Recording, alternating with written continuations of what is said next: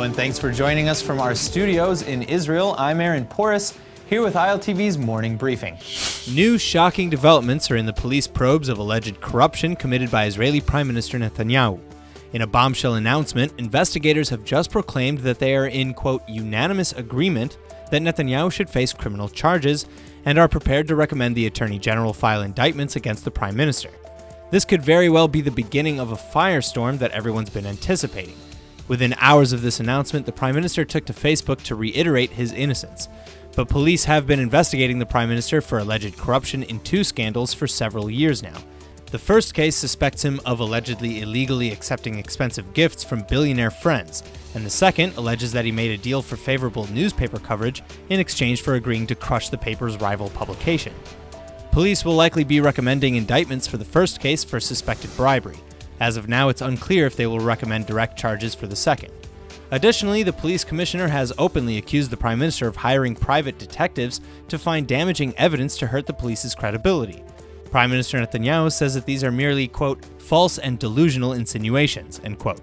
But with the indictments expected to arrive as soon as next week, the war of words is probably only getting started. Russian President Vladimir Putin has just set a meeting with Palestinian Authority President Mahmoud Abbas in Russia. Word has it that the two leaders will discuss the future of Israeli-Palestinian peace talks that they apparently plan to cut the United States out of, perhaps completely. Currently, the chief overseer in the Middle East is the Middle East Quartet, composed of the United States, the UN, the EU, and Russia.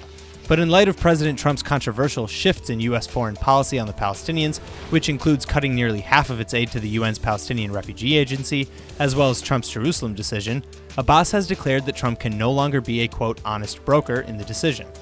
That's why the PA will now lobby Russia to redesign the quartet completely, giving Russia a greater position and sidelining the United States.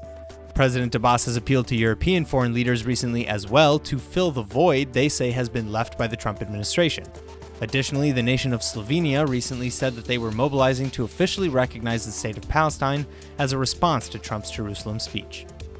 Just a few hours after Israel announced that Saudi Arabia had granted permission for direct India-Israel flights over Saudi airspace, the Saudis are saying to hit the brakes.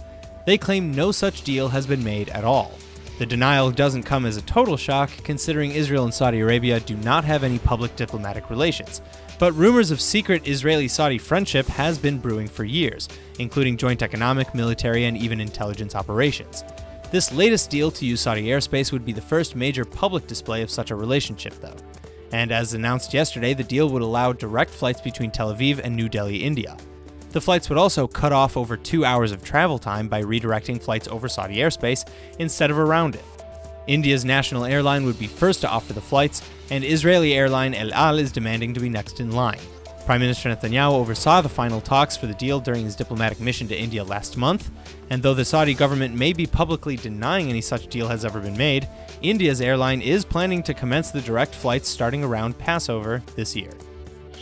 The I.D.F. is reportedly upping its presence in the West Bank this week in response to an increase in violent activity that has left several dead and more injured.